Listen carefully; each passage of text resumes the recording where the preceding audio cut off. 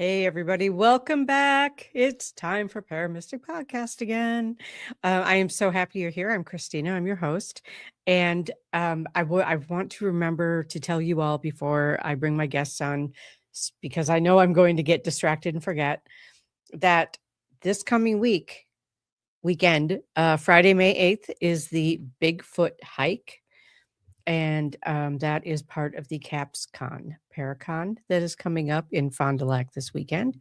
So make sure that you go to wisconsincaps.com, get your tickets for the Bigfoot hike, the Paracon, and the seance that I'll be doing on Saturday evening. So make sure you get all of those. If you use my last name, Bloom, as a discount code, you will get 10% off of everything that you purchase to go to that Paracon. So I wanted to make sure for sure you have that information.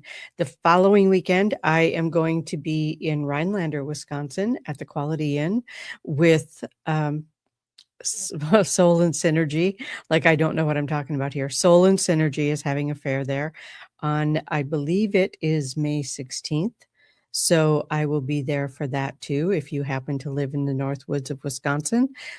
And then on June 6th, I will be at Broadhead Manor with the Bearded Brothers Brawl. And I can't wait. I don't know. There are so many people going to be there, including my guests. So let's bring them up. Blake and Shelly from EVP, Everything Vaguely Paranormal. Hi, Hey, Kristina. guys. How are Hey. you? I'm good. How are you guys doing? I'm doing great. It feels like deja vu. Didn't we just do this a couple of weeks ago? I think we did just do this a couple of weeks ago. Yeah, right before I headed out on my trip out east. Yes. We did this. Yeah. Yeah. And yes, we are going to be at the Bearded Brothers Brawl, and I am so excited about that. It is a charity that raises money for underprivileged kids and families for Christmas and to buy presents and food for needy families. And when we were asked, we're like, of course, we're all in. Of course. And it's Broadhead Manor. So who's going to say no? Yes. Who's going to say no to Sir Sexy Bill Walter? No one. I can't. And Bill's nuts. And Bill's nuts. Yep. Bill does have the best nuts ever. He does. Yeah. In many flavors. So now that we've got that out of the way. Exactly. Hey, we got to come in swinging and kicking open the door, right? Yes, that's right. We do. So what else are you guys going? You're like all over the place, I think. What else you guys got going on? We have a lot of things going on. We've got quite a few of our own public investigations that we're going to be hosting all over the country. Our first one is this month, actually, the end of this month, May 29th at the Old Park Hotel in Ballinger, Texas. Then we'll be at the Bearded Brothers Brawl with you and the Bearded Brothers and Sir Sexy. And we will be leading ghost hunts there for that too on that Thursday, Friday and Saturday night. Yep. We will be one of your lead teams for the ghost hunts. Yep. Excellent. We're also going to be in Gettysburg in July, and Phenomenon in September, up in Vernal, Utah, and we've got another public investigation at Broadhead Manor in Wisconsin. So we're going to be here, there, and everywhere, all over the U.S. this year. So, and if you want to come hunt with us, you can go to our Eventbrite page. If you want to come to that Wisconsin hunt, we have a VIP package that 2 nights at Broadhead Manor, and on Saturday night, Bigfoot has promised to make an appearance. Ooh. So one of my favorite guys, Bigfoot. I know. Last time he came out, there might have been a little dance on the stage. Could have been. Might have happened. We're not sure. Might have we happened, don't really remember. That would not surprise me at all. But what happens at Broadhead stays at Broadhead. Exactly. Well, till it hits Facebook. Exactly. We all know it's going to hit Facebook eventually. Somebody's going to put it out there. So, eventually. Yeah. So I am just curious with you guys. How long have you been doing paranormal investigating, and what brought you to it? Shelly, how about you first? Oh, okay. Well, I've had experiences ever since I was little. I could see things, and I've been in paranormal investigating since I have to count about 25, 26 years at this point. Okay. And when I was little, I used to see I was 4 years old. The first time I actually remember having a memory of it, and I would see what my 4-year-old brain interpreted as goats that would go back and forth in front of my room at night, and they would never stop. They would never. But as soon as the lights were out and the house was still, they would just this freaking goat parade going back and forth. And I never knew what they were, but my brain interpreted them as goats. And I slept in that room, and I would tell my mom every day, the next morning, please don't let in the goats, because they kept me awake. And my mom's like, okay, something's wrong with this child. We live in the country, but we don't have any goats. And so, she thought, oh, you're just imagining you're having a bad dream. And I would agree if it didn't happen every single night. I would tell my dad, please don't let in the goats. They kept me awake. And he's like, we don't have any goats. He's looking at my mother like, what's wrong with her? And I slept in that room until the last night that I ever slept there. One of the goats stopped, and it did this snake-like motion up to the top of the door frame, and it spread out, and it looked at me. And I was ready to jump and run, and I had my stuffed puppy dog, my stuffed kitty cat, and there was a doll at the end of my bed. And for those of you who don't know, Mrs. Beasley was a big deal way back whenever I was young. Oh, yeah. I think we all had one. Yeah. Yeah, I had a Mrs. Beasley doll that sat at the end of my bed. And as I'm getting ready to jump and run, I'm ready to go. And suddenly the doll falls off my bed. Now, she's a cloth body doll with a vinyl head. And it should have stopped and stayed. Whenever it fell, it went all the way across the room and hit the wall. And I ran to my parents' room, and I never slept in that room again. Now, when my brother came along, they tried to put him in that room, and he screamed all night long. He'd just scream and scream and scream. And so my brother and I slept on the pull-out sofa in the living room from the time I was 4 until the time I was 9, and we moved out of the house. He and I slept on that, and I could still see the goats that would go back and forth in front of my room. But they didn't, like I said, they never crossed the barrier, but I could still see them from the living room. So it only quit after we moved. We lived on the same land. We just moved to the back part of the land, and there's a creek that separates where the old house was and where the new house was. And I never saw him again after that. So, yeah, I kind of been in it since I got here. Yeah, I get that. I get that. I get that. What about you, Blake? What's your story? For me, it's there was always something whenever I was a kid that just didn't add up, didn't make sense. I'd be sitting at my mom's house, and we'd just kind of look around and just be like, somebody just walked into the room, and she's like, we're the only ones here. And I'm like, no, somebody, okay, that's cool. Somebody just walked into the room. I don't know how to tell you that. My first experience really with the paranormal wasn't until I was about 13. My great grandmother passed away. And it was a couple of days after she had passed away that I woke up in the middle of the night, and she was standing at the foot of my bed. And so my brain did that really fast, like, oh my God, it's you. Wait, whoa. Like, you just died. Like, what the hell? That led to lots of questions. Okay. Because I was raised in the church. So that led to, what the hell was that? What did I experience? Which led me to reading books, watching TV shows, all that kind of stuff. Up until about 7 years ago, I started doing little individual investigations, little here and there, oh, go down the scary road. Oh, stuff like that. It wasn't until 2021 when this one that's on the screen with me dragged me willingly, not kicking and screaming, willingly into bigger and more badder places to investigate. So I've really been doing the huge locations, I guess you could say, for about the last 5 years, and have just had some of the craziest experiences that I don't know. It's answered some questions for me, but not all of them, obviously. Okay. Wait, so you're saying it's my fault? Wait, it's all your fault. It's all your fault. I just wanted to clarify that. I'm pretty sure I'm pretty sure he said you drugged him. Yeah. That's probably what it was. Yeah. He woke up, couldn't remember where he was. He was like, how did I get woke here? Up, Why am I in a haunted location? Woke up and basically I was like, I guess I'm a paranormal investigator now. Okay. Yeah. Cool. Well, that's good. All right. I'm wearing the shirt. It must be. Here we go. Whee. So as an investigator, actually doing an investigation, what is something that was really profound for you? And not necessarily scary, but profound. What? Go ahead, Blake. I think the first moment that I realized that there's a lot more to this than we know was after we went to Yorktown Memorial Hospital back in 2021. And it was a few days after we got back. And I'm laying in bed and I'm having a very surreal dream that there is something in my childhood home. Everybody I knew at the time was there. It felt like I was in this dream, and I ran. I can't remember. God, it's starting to get fuzzy now. But anyways, I ran one way down the hall. Oh yeah, I ran away from my childhood bedroom down the hall, and something wrapped around my ankles and pulled me back to my bedroom. And then I go outside, grab some people, and we come back inside. And as I'm heading back down the hall towards my childhood bedroom, something else wraps around my ankles and drags me back to the living room and flings me across the living room. And I wake myself up, blood curdling screams. And I'm actually down in the bed with hands outstretched up above me. Everything from about knee to the bottom of my foot is off the foot of the bed. And whatever had a hold of me still had a hold of me.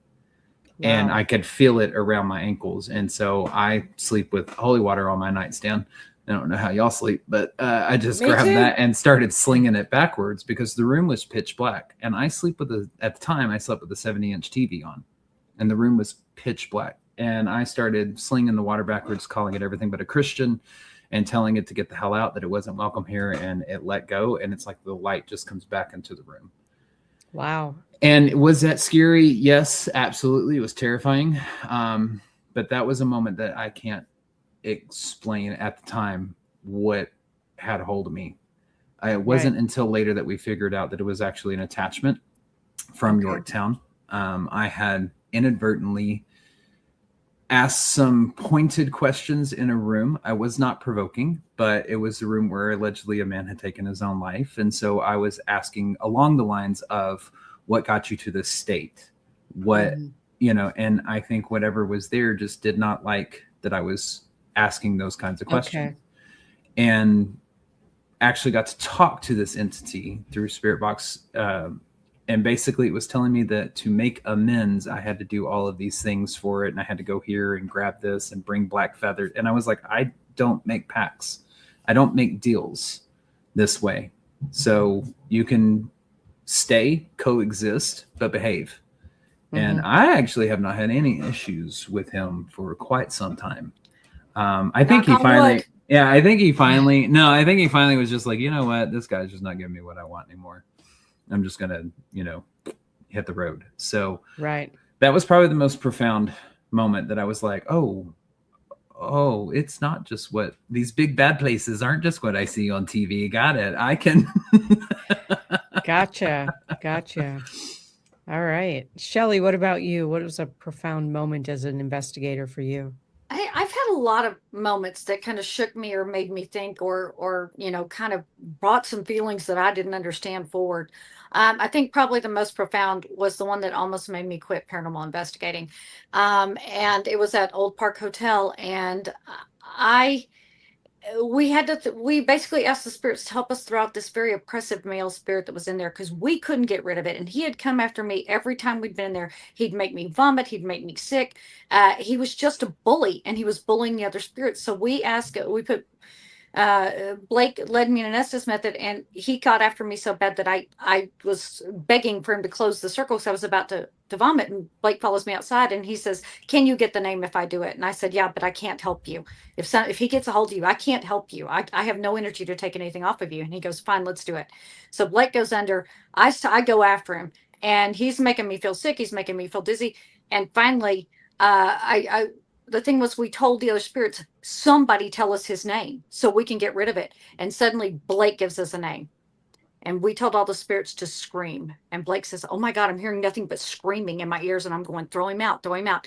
And suddenly that entire building went calm. And Blake goes, "Everything got calm." Now he's coming out of the Estes method. We were so elated. We were so excited. We were so happy. The whole room felt happy. The building felt happy. And we all went to bed. And when I woke up in the morning, first of all, I was the last one up. That never happens. Blake can tell you that never happens. I'm never the last one up. Blake had to come and wake me up. He goes, "We got to go." And I'm like, okay. Well, I wake up and I'm crying, and I can't stop crying. And I can do nothing. And so I go down to the far end of the hall, which is where we'd kind of thrown him out, except we'd been downstairs.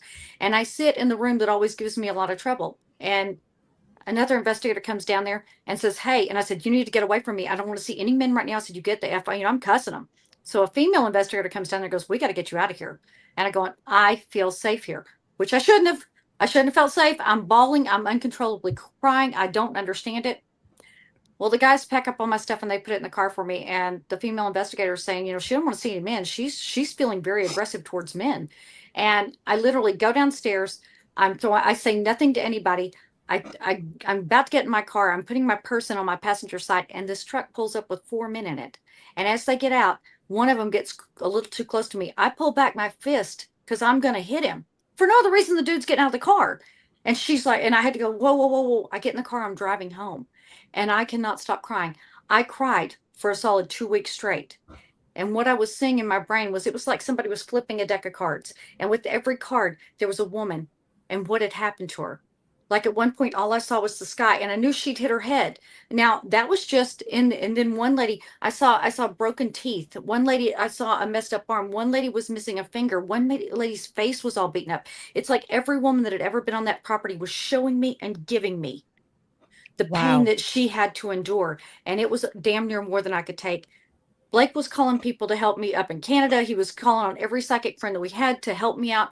And it took me a solid 2 weeks until I stopped seeing those flip cards, because someone that we know said to me, here's what you have to do. You have to take it, see it, release it. He says, you're internalizing every bit of it. He said, if you do that, he goes, you're going to make yourself crazy. He goes, and it was literally the second something would get calm, it was like somebody'd start flipping the deck of cards, and it was like, just all these emotions, all this pain, everything. And I was about wore out. And I went to a Reiki healer. And I laid down. I said, listen, I didn't tell her anything. I said, listen, I need something done. And she starts doing her thing. And she goes, oh my God. She goes, it's like you have thousands of little fish hooks all in you. And I go, that you can see? And she goes, well, you can feel them. She goes, it's like thousands and thousands of them. After she was done, I felt better. But I was told, and I realize it now, that it was a gift. But in the moment, it really freaking sucked. That I was told that by one of the people that was helping me, they wouldn't have given it to you if they didn't trust you to take it and think you could handle it. They wanted to send their pain away with you. He goes, so you gave them some relief. He goes, it sucks for you right now. He goes, but it did. It took me about 2 weeks. And I thought, if this is what I'm going to get, I can't do it anymore.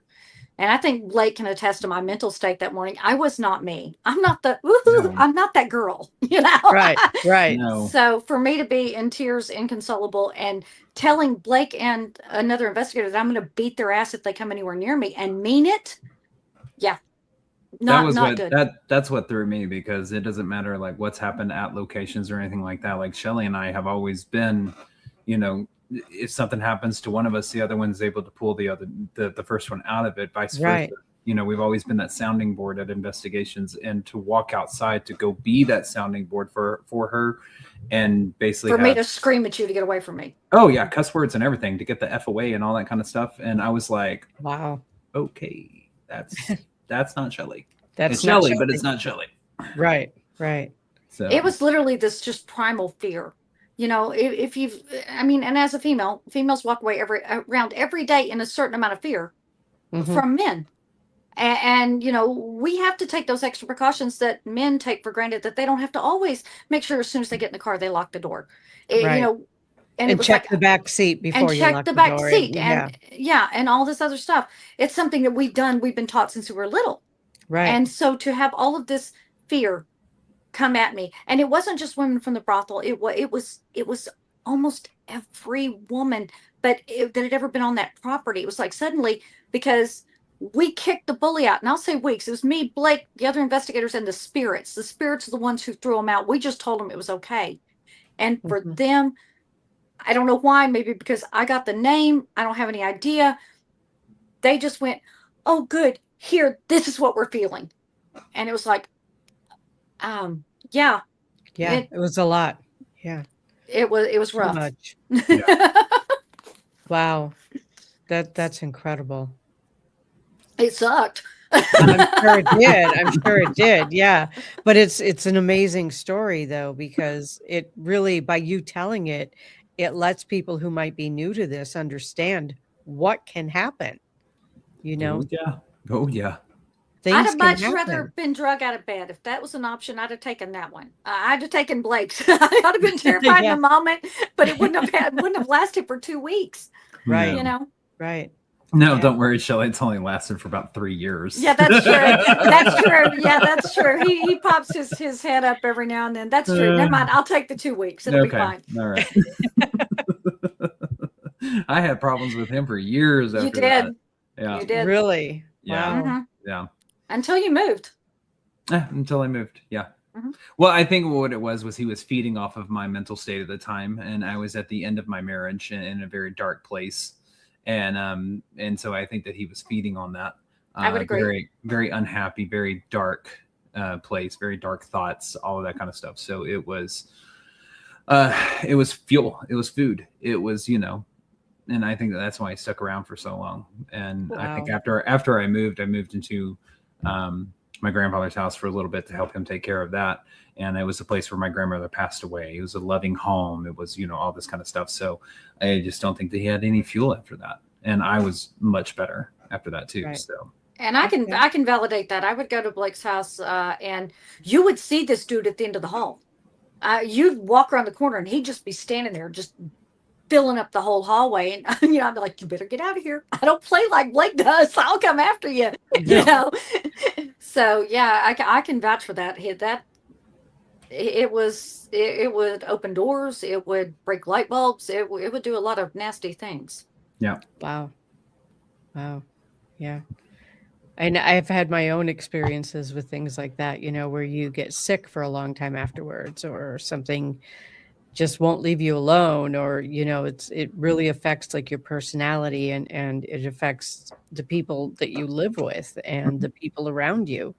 It can do that. And I think that that's why everywhere that I speak on personal energy protection. I do this. That's my personal energy protection. Let's hope everything goes well. Oh, God. Oh, I've tried, Kristina. Don't even go there. She's still going to cross them fingers and I'll be pray like, it goes we're good. Well. Whatever works for you. It does. The question is, does it work for you? Does it? For the most part. Okay. It does for the most part, because I don't want to stop anything from talking. I don't care if it's positive, negative, adult, child, worldly or otherworldly. If you want to talk, come one, come all. I want to hear it. Don't get me wrong. If I don't like what you have to say, I'm gonna be like, hey, you need to go away. I don't want to talk to you anymore. But fingers crossed they listen. Okay. All right. Well, and on energy protection, Blake, what do you do to protect yourself going into a situation? Oh my gosh. So I've run the gamut, I guess you could say. So whenever we first started, I was very much in pulling from my past of paganism, Wiccan, all of that kind of stuff, and wearing the necklaces and the jewels and the bracelets and the carrying the crystals and all that kind of stuff. And those help. Don't get me wrong. I have them all over my house. I have them on my altar. I do believe in the power of crystals and in the power of intention, mainly is mine. But in the recent years, developing more on my gifts and stuff like that, I've really gotten to know who my guides are. I've gotten to know who my spiritual team is.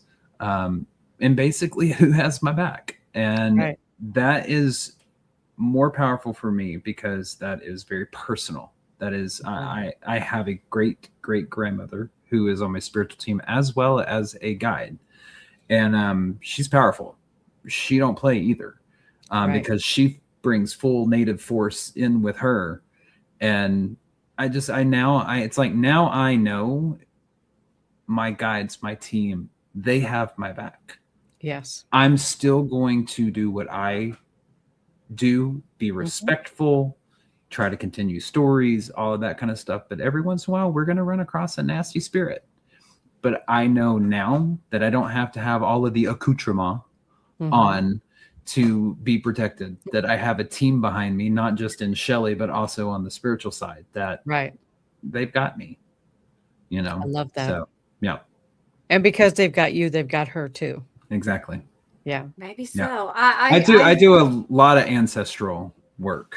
Okay. With meeting the ancestors through journey work and all of that kind of stuff. So all right. I think all my ancestors are drunk in a bar. I don't know. I think they don't. I did have a psychic one time say to me, she just kind of stopped and she looked at me and she goes, oh, And I'm thinking, my breath smell bad? Why she go, oh. And she goes, I'm just going to tell you, you are highly protected. Mm-hmm. And I went, oh, cool, thanks. She goes, you've got at least one archangel that's like right here. She goes, if I was a spirit, she goes, I wouldn't step to you. And I went, and this was totally unprovoked. Totally unprovoked. She just tells me that. And she also tells Blake that he's got an ancestor, you know, can I say her name? Sadie. Yeah. Sadie. I mean, yeah, she's Sadie. I didn't know. You hadn't said her name, so I didn't know if I should or not. No, that's Sadie. that's totally fine. That his ancestor Sadie, who is definitely a bad bitch, she has got his back. So I love it. I actually have it on camera of doing work with her whenever I was doing a remote reading, spirit ice reading for somebody who was having issues in Canada on a case. And they were trying to talk to a little boy, and this guy kept coming through, this older man kept coming through and holding the kid back. And the kid specifically said in a recording that they sent me, Blake with the dice. And she was like, you're the only Blake that I know who reads spirit dice. She was like, so I was having all these nasty slurs slung at me in the spirit dice while I'm recording and on the phone with them. And I said, Sadie, can you please help me hold him back for me so I can speak to the little boy? And immediately the conversation changed. The answers I started getting related to the little boy. And at the end of it, I said, okay, Sadie, we're done. You can let him go. And I threw the dice one more time to say bye and close the circle. And I got F you, and the light on my phone completely died. Like right at that moment, I was like, okay, oh, so she can hold them back. Okay. Yes, she can. I love it. I love it. So you call on help, which is awesome. Oh, yes. Absolutely. I do too. You know, I've come up against some things that I wasn't anticipating, and I always call for help from the spirit world, because there are just some things in human bodies we are not meant to handle. Yeah. You know, that's why we have help from the spirit side. Yeah. I think we are their help, though. I don't think that they're our help. I would agree. I would totally agree. Yeah. I think that they employ us, not the other way around. Yep. Yeah. I would agree with that. Being as someone who channels and does that. Yeah, I would 100% agree with that. Yeah. We're at their mercy. We are. Yeah. However, we are not puppets for the for the spirit world. You know, we can say no. We can say not now. We can say, I'm driving right now. There's no jumping into my body. Yeah. Talk to me at another time. Talk to me when I'm at home and not cooking and relaxing. I have to tell you, whenever you said driving, that is still one of the weirdest experiences I've ever had. Okay. This was another time we had left, I believe it was Old Park, and Blake was driving off one way. I'm driving off another. Usually what we'll do is we'll get about, 10, 15 minutes in the drive. We'll call each other. Well, because, you're usually tired, like, hey, we're going to talk. We got to drive about the same amount of time. Let's debrief. Let's talk about what happened. And I remember there was something that happened that just really bothered me. And I'm talking. And then I look down, I see, oh, my phone's disconnected, because it goes through my car, I can hands-free talking. Mm-hmm. And so I hit the call Blake, and I'm like, dang, did we get disconnected? He goes, we haven't been on the phone. I'm like, I have just been talking to you. I'm like, who the hell I've been talking to for the past 20 minutes? He's like, not me. I go, but you were answering me. He goes, no, I wasn't. I go, yes, you were. Literally driving in my car. And I literally just think the phone call disconnected. Wasn't me. But it was his voice talking back to me through the speakers. And I'm sitting there going, now who was that? I'm like, no, y'all don't get to come with me. Y'all go home. Yeah, exactly. Weren't me. Wow. So do you guys walk in each other's dreams? I don't know how to do that. Share information in each No, I respect Shelly a lot and her choices with her spirituality, her energy, and what she likes and does not like for individuals to do or not do for her. Okay. Shelly is not one to allow people to tap into her energy or read her or things of that nature. So I'm very respectful of that. The only kind of link that I think her and I have is we joke and say that we share a brain cell or a brain wave, one of the two. because we can instantly be in the dark somewhere and just know what the other one's thinking. Go grab this certain piece of equipment, take it over to this place. Hey, do you think we should go there? I was just thinking that type thing.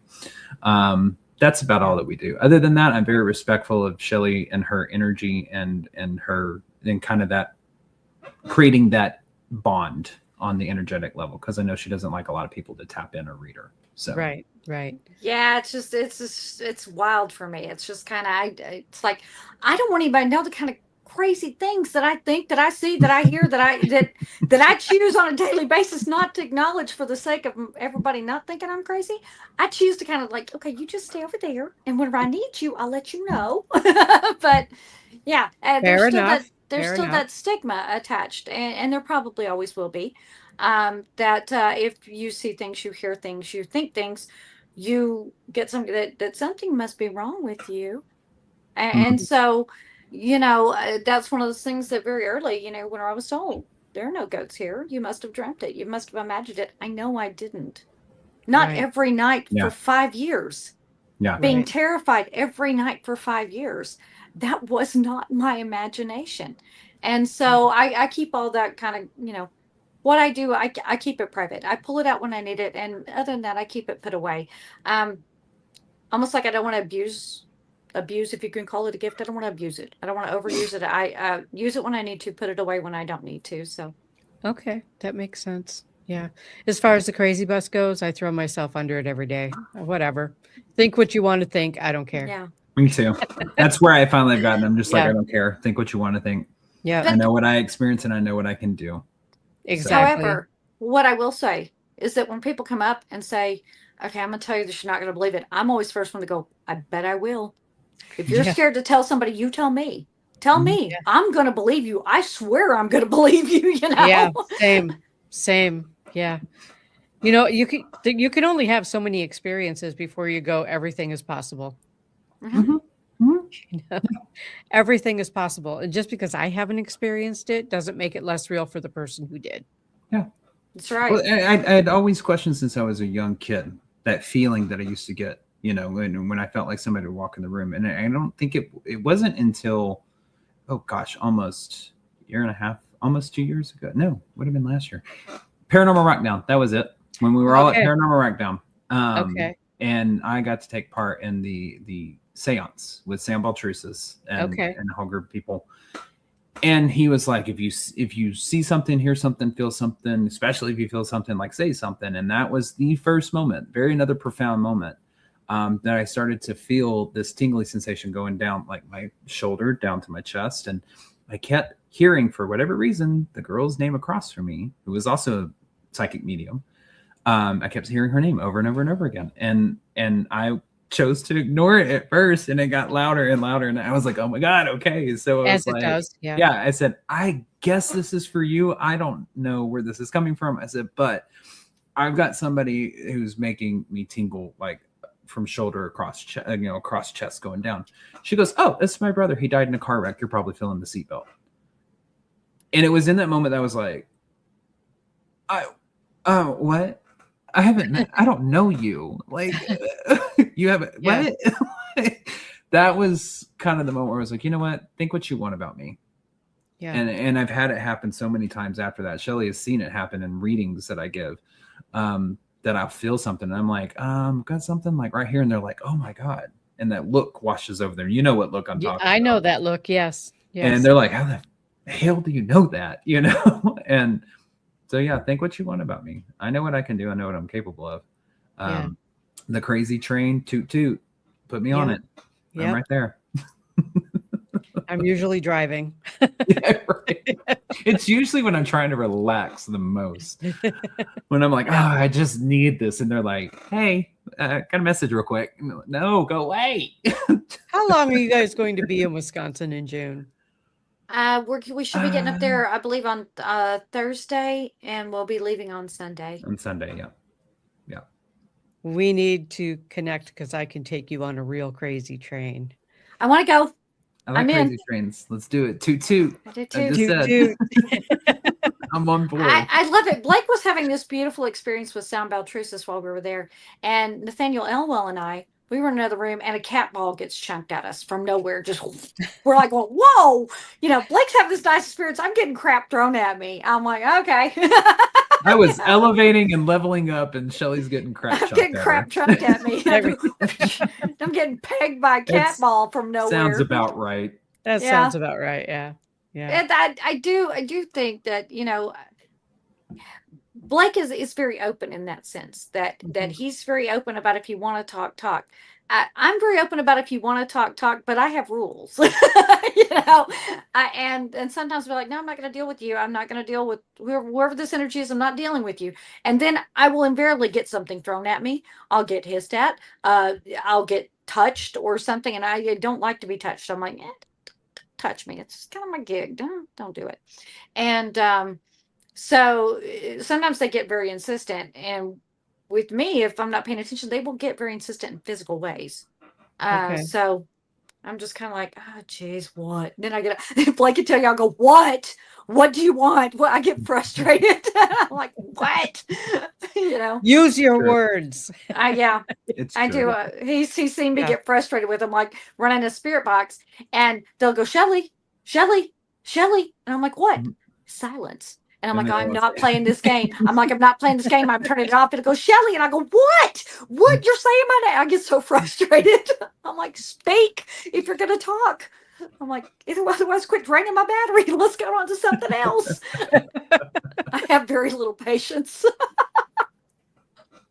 Kristina's laughing at me. I am loving this combination of your energies, because Blake is like, yeah, cool, whatever. And Shelly's like, what?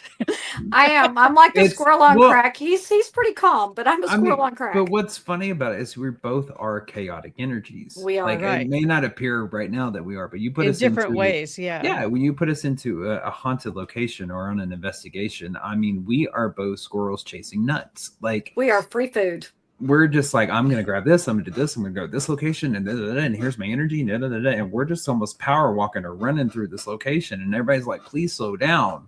We're like, no, come on. The good shit's down here. Hurry up. We're like, no, we're going to go talk to people. Like, let's just go make it happen. I just tend to do it in a bit more of a calmer state. I'm still chaotic, but a bit more of a calmer state than she does. Okay. I go busted through doors. I don't care. I'm like, let's see what's in here. That's a good analogy. She will, when we come to a door, she will bust through it, and I will like turn the knob and crack it open and go hello, and then slowly open the door and be like, hi, my name's Blake. She's like, what's up? Who wants a drink? I'm Shelly. I'm your tour guide for the evening.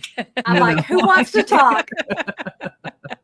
I believe that I would rather surprise them than surprise me. Blake opening the door slow, they could go briar and get him. Me coming in going, hello, friends, I'm here. They'd be like, whoa, who just walked in here? Yeah, I want to scare the spookies. There you go. That is hilarious. Laughing at me. I am laughing at you. That's hilarious. Okay. That is hilarious. It never occurred to me to bust in the room and go, hey, I'm here. What do you want to talk about? Hey, I'm here. Who wants to talk? Let's go. You know what? And I give her props. Sometimes it works.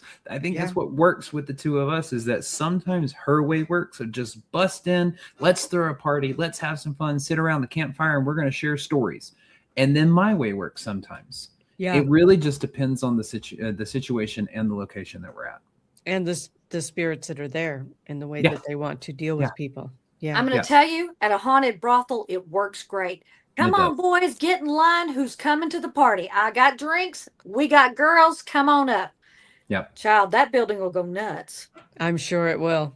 Yes. Yeah. I'm sure it will. And you've got that whole Southern accent thing going on where people, where I'm sure that they're like, all right, let's go. Well, it comes on a little bit heavy. I'm like, hi, sugar. Want to come have a drink with me? You have to do that. I'm afraid they might. Well, at that location, we had gotten in full costume. I was dressed in a saloon girl outfit. Blake was dressed in cowboy attire.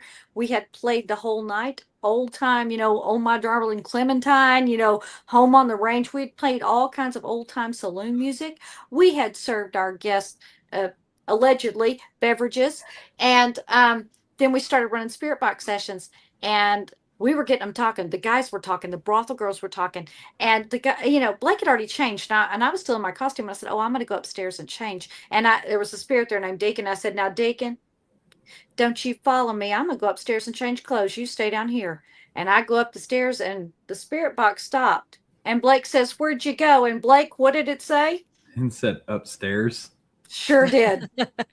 Now, a few minutes have gone by. I have just enough time to get basically completely butt naked. And I am in the room. And the guys have come up the stairs. And I have the little latch on the door. Like, that's going to keep the spookies out. But for some reason, I put the latch on there. And the latch, boop, flips up. And the door swings open. Uh-oh. And I go running from the door because, child, I'm not dressed.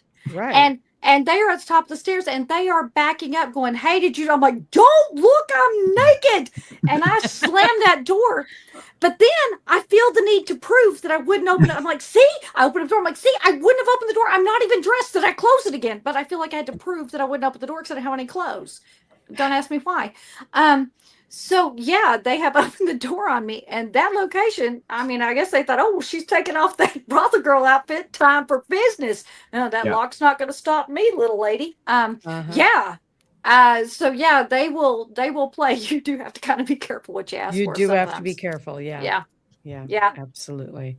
Yeah. That's a fun location, though. If you get to Texas, we'll have to take you up there. All right. One of the few states I've not been to is Texas. So, yeah. Plan on a couple of weeks. It takes 2 days to drive across it. Yeah. I know. Any direction you go. So any direction. Maybe a day. A day. If you want to drive straight through. Well, yeah. I mean, it's anywhere between 11 to 12 hours across the state. Yeah. I've driven Montana, so 17 hours cross state. Yeah. Long time. Yeah, no, thank you. Yeah. No, thank you. Yeah. But there's a mountain range on each end. So. Oh, no, thank you. I love mountains. I do too. No, I'm an indoor cat. You're an indoor cat. Nature, yuck. No. Oh my God, you just cracked me up. I've missed you guys. Like, we got to spend a weekend together last year, and I've missed you guys because you just make me laugh all the time. I'm sorry about that. Or is that a good thing? If so, that's a good thing. Okay, that's good thing. Yeah. You know what? Our big thing, fun. Legitimately, is that we like to have fun. We don't ever. Now, when it's time to be serious, we're serious. But I can't stand it when someone walks in and they are so jaded that they just want to. They want to foo-foo anything that happens. They want to go, it's this. Well, did you try to debunk it? Did you follow up? Did you see if you could get any more questions answered like that? Did you see if you got any more responses? It frustrates me, people in the paranormal who become so jaded that it's not fun for them anymore. This is fun. This is fun. You're talking to crap you can't see. That is awesome. Some people can see them, but we have fun. It's fun. It should be fun because if you're having fun, the spirits are going to be having fun, and you're going to, you get more flies with honey. Right. So I agree. We have a lot of fun. And we're serious when we need to be, and we've had some really, difficult and scary and emotionally draining experiences. Right. We still come back because it's still a lot of fun. It is fun. It is fun. And it's also, for me, it's more than just the fun. I want to tell their story. I want to give them the time that they need to make a connection, to share their story, to say goodbye to somebody, to do whatever it is that they need to do. I'm there for it. I'm there to help. I'm there to be a sounding board. I'm there to get their story out, and I think that the people who are so focused on getting scientific information, I think they're missing some stuff. I think they're missing some stuff. I definitely think it's important. The scientific aspect of it, but I would totally agree with you on that you're missing the emotional side of it. Right, exactly. And let's look at what scientific what's the word, where to prove something scientifically you have to be able to duplicate it, right? Like 5 times. Yeah. I don't know, Shelly, can anybody get you to do the same thing the same way 5 times? No, because I won't allow it. No. Although I don't know, I'm pretty OCD and anal retentive, so I am like OCD. I might do something 5 times in a row the exact same way, but probably not. But probably not. because I know you, Blake, and you go, oh, but if I did like that, oh look, that's yeah, so I'll much add better. a step. Yeah. I'll add a step. Right. Or skip one that was unnecessary or something. That you know what? I'll tell you, Kristina, that is something that we share. Blake and I are both very OCD. Just about different things. I can Jenga the hell out of packing. Blake actually watched me pack one night and he goes, you could give a class. I went, yes, I could. You know, I can, you tell me how much space you've got and what you want to fit in it. I can pack it. That's my superpower. I can make anything fit into any size area that you need it to fit in. I love that. Yes, I am a Jenga master. And Blake is very OCD about marking things and timing things and making sure this happens when it's supposed to happen. He's very good. Now I'm time obsessed. A planner. Yeah, I'm time obsessed. I always have to know what time it is, but he is time structured. So, you know, he tells me 4 o'clock. I'm gonna be like, it's 3:57. It's 3:58. It's 3:59. It's 4 o'clock. Let's go. You know, I like, but he gives me the plan and I make sure we're on time. That makes sense. That makes sense. So. Yeah. Yeah. I just, I know that I have been doing this, I don't know, 20 plus years.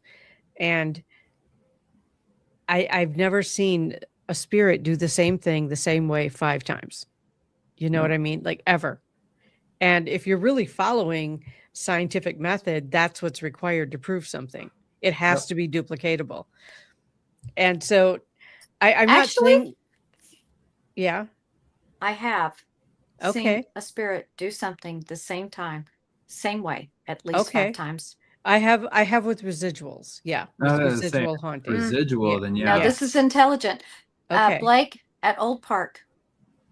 Wilma lighting up the candle and answering questions, random questions that I give her. Here's the trick. Chad will tell you she'll only do it for me. And that she won't interact with anybody but me, but she will light up the same question. And she will answer questions she knows the answer to. Yeah, but I don't think that will. No, I see what Kristina's saying. It's kind of like moving a ball. Like having a spirit She's move lighting a ball. Up a candle and answering questions. I know, but to different questions, to different environments. People are in different places at different times. When you ask, she's speaking about like almost laboratory. You take out any external type stuff. Where everything is in the exact same position at the exact same time and the exact same force is exerted like same time on of the day. Ball. Well, because that's what's needed to prove something scientifically, which is why we can't prove that spirits are real in a science lab. Because you can't. But But at the same time, you know, it's fun to watch the lights go off and it's fun to hear the EVPs and it's fun to see the shadow people. And shadow people. How do y'all feel about shadow people? 2 thumbs up. Yeah, I'll go with 2 thumbs up as well. I don't think that there is there's this connotation that they're like nasty and evil and negative and all that kind of stuff. I go off of energies and vibrational energies and stuff like that, frequencies, and I believe that shadow people is just a lower form of manifestation, therefore a lower frequency that they have to hit or get to be able to manifest. Right. And I don't think I don't think that seeing a shadow person means you're seeing something evil. I think that's just how they're choosing to reveal themselves, and they could be good. They like people. They could be good. They could be bad. You could want to interact with them. You may want to steer clear of them. I have the gunslinger photo where it literally looks like there's a shadow figure drawing a pistol, but if you look on the wall, there's another one that's got a shotgun. I think, and I saw that with my own eyes, and I think that whoever that was in front of me, because it came up and it came right in my face and it was gone. I think whoever that was coming up because somebody was coming up behind me. I think that's why it showed itself, because it had my back. So I think that one in that case was protecting me. Yeah. So I don't think that shadow people are evil or any kind of evil manifestation. I don't either. Mostly they seem to play peekaboo. Yeah. Pretty much. You know? They'll peek around the wall and go back and then peek again and then go back. And it's like, I don't find that to be creepy. It's almost cute, you know, like they're just playing a game. I think that that all of them choose how to communicate. Some of them choose visually, some choose audibly, some of them choose physically. I think it just depends. And if that's how they want to communicate by being seen, great. I don't, this is all the unknown, right? We're talking about the unknown. Nobody really knows. Like, you don't really know what my intention right now is, or Blake's intention, or we know theirs. So you never know what the intention is. That's why you have to keep investigating. You have to keep going back. You have to keep asking questions. Right. But I'm going to tell you a little secret. At the end of the day, we're not going to figure it out, because everybody's experience is going to be different. We can only become educated. We can become educated learners, and we can, tell you what's happened to us, but it's not going to be the same experience as somebody else has had. So, but it sure is fun to try to figure it out, isn't it? It is. It is. It is. I would have to say that, it's like everybody who gets into this wanting to experience something eventually does experience something. And then they're like, okay, now it's real. And they start telling people who are going, I don't believe that. Just like they were doing to other people, and it's because it's an experiential thing for a lot of people. And, I have posted some things online and people are like, well, that's totally fake. You totally did this, that, or the other thing. And I'm like, you don't know me. You don't know that I have, next to zero technical ability. I don't even know how to do what you're accusing me of. So here it is. Believe it or don't believe it. That's not on me. I think that's, credibility obviously in this field is huge. I mean, it's number one in this field. That's it's number one for us. And that's why it's so important of, what we put out there. But at the same time, like, I know that we get negative comments sometimes on our podcast when we have evidence shows or put the evidence out there or whatever. And I just let them be. Again, talk about me, leave a comment. I don't care. Thanks for the algorithm boost, because they don't know you're leaving a negative comment. They just know you're interacting with my stuff.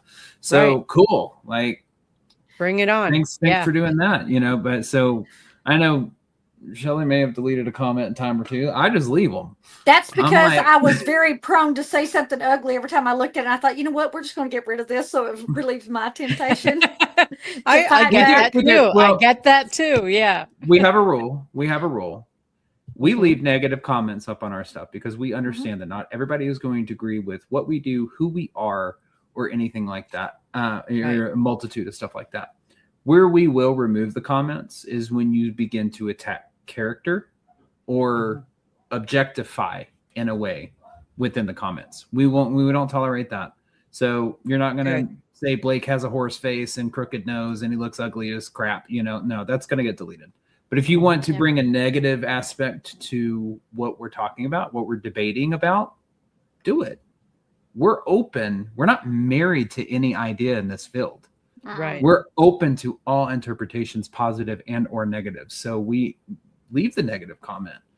I leave it up there. It's going to start, I mean, granted, we have a fierce base. I'm not going to lie. Like, they're going to come for you. If you come for us, like, they are going to come for you and start debating you. They are very respectful as well. They don't sling names and all that stuff, but they will come to defense because they just listen to and know our opinions so well, because some of them have been with us for the last 5 years. Yeah. Right. So. And they know that our credibility is important to us. And before we put up anything, people have been with us on investigations, see us actively try to debunk, and we will try and try and try. And then even after we haven't debunked it, we're going to go back and we're going to watch that piece of evidence. It's going to go through at least me, at least Blake. We're probably going to send it to our buddy Chad Wandell. We're going to get as many sets of eyes on it and say, do you see anything we don't? Is there a way that this could be something other than paranormal?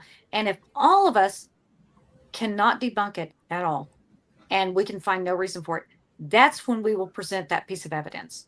Right. And so by the time we actually put it out there, we've sent it through everybody we know to send it to. I sent something to Nathaniel Elwell and said, can you debunk it? He sent it back to me, goes, nope. I went, thank you. So, and that's been put out there. So our credibility is very important, and we don't put up anything that we don't believe. Now, if we put up something and everybody's missed it and somebody says, oh, guess what? I figured that out. This is this at this time of day. This is what happens because I live here and I can tell you. If we can match that, we're not married to our evidence. We'll say, dadgum, okay, you're right. And we had a piece of evidence And Blake, you remember this? The handprints on the wall. We got so excited. We saw all of this happen in a moment. We went live. We're showing people these handprints that seem to be appearing out of nowhere on this wall. We're freaking out. We went back 2 days later, and I happen to be reviewing evidence, and I see that there's this handprint on the wall in the same spot. I'm going, wait a minute. This is a different time of day. I go through Hours earlier. Yeah, hours earlier in the day, and it had caught these handprints. But in the daylight, we couldn't see them. We immediately went on the air and we said, hey, listen, we went live. And we want to tell you, we have debunked this piece of evidence. We were so excited. We're sorry. But that's how important our credibility is. We will go back on live to correct our information if we need to. I agree. Yeah. There have been times when I've posted stuff because I thought it was a pretty picture. And somebody's like, what's that thing behind the tree? You know what I'm saying? Like people pick stuff out and I'm like, I don't know. I'm not going to say it's one thing or another, but I do see what you're talking about. You know? Yeah. So yeah, sometimes I don't see anything in it. And I'm just like, oh, if either one of you follows me, you know that I'm constantly posting photography. Constantly posting photography. And I've got some people who are always looking in that photography for whatever it is that, you know, that they think they can find. And there was time, I actually have a t-shirt that says it's just a bear. And it's a drawing of a bear and Bigfoot roasting marshmallows. And it says it's just a bear. But this one actually was a bear. Got it. It was a bear on the other side of a river. And I was like, nice. I'm like, okay, no, that really is a bear. So yeah. There you go. But you know, and there are some people who just really want so much to see something incredible, you know, that they'll find it whether it's there or not. And you know, so is that a lack of credibility? Probably, but it's also a pretty good imagination. So you know, that's there too. And God bless them. I love all my people. I do. Some of them are just so enthusiastic that they want to just wait. We're going to scour her pictures, you know? So do we. We understand it. We get it. Yeah. I always hate to burst people's bubbles when they bring me video or you know, a photo or something. I'm just saying I can't classify it as paranormal, unfortunately. You know? But we usually do say that's interesting. That's kind of our word. Like if we can't explain it, we can't debunk it, but we're not willing to say that, yes, oh my God, that's a catch. We'll be like, that's interesting. Keep playing with it. See if you can bring it out. See what you can find in it. Yeah, because you don't ever want to squelch somebody's enthusiasm, but you also want to teach them what to look for. You know, not every floating circle is an orb. Right. Right. And not everything that shoots across the back that looks like a shadow is a shadow. It could be your own shadow. Where were you standing in the room? You know, can you verify? Did you keep, you know, take more than one picture? You know, we want to teach them how to do it correctly. So that your evidence becomes as credible as it possibly can be. Right. Exactly. This has been such a great conversation. How do people get a hold of you, Blake, for a reading? Shelly, you don't do readings, do you? I do not. You do not. But you can come and investigate with me anytime you want. So for me personally with readings, you can just contact me through Facebook, Blake A. Smith. I'm friends with Kristina. I'm friends with Shelly, depending on who you're friends with. I follow a lot of the people in the paranormal field, friends with a lot of them. You could probably find me on their pages. Other than that, I've got houseofmanypaths.com that you can go to as well, where you can sign up with the reading for me. I'll be at conventions. I do on-site readings there as well. And sometimes I'll do them at our public investigations. If people are like, hey, do we have a little time? Sure. It just depends if the mood strikes me. But that's for me. Now for EVP, you can find us almost every single social media platform, wherever you get your audio from on podcasting. We are live every Tuesday night on Facebook and YouTube. So you can catch us there at 8 p.m. Central Standard Time. Jump in the comments, say hi to us. We love it. We always say hi to our people, and we're watching the comments. So if you say something interesting, it might wind up on the screen. And then we also have Patreon. We have an Eventbrite. We're Patreon's for bonus content. Eventbrite is for our public investigations. And we have a link tree. If you can find that has all of our links. It'll be on that's on the Facebook and X profiles for everything Vaguely Paranormal. So awesome. I want to thank you both so much. If you could stick around after we go off camera, I just some questions I'm not going to ask on air at this point. So okay. Okay. Sounds Thank good. you. Thank you for all so having us much. on. We You're appreciate welcome. you. We've had Thank you. fun. This is so much fun always with you guys. So thank you so Yay. much. And you. everybody, I will see you next time.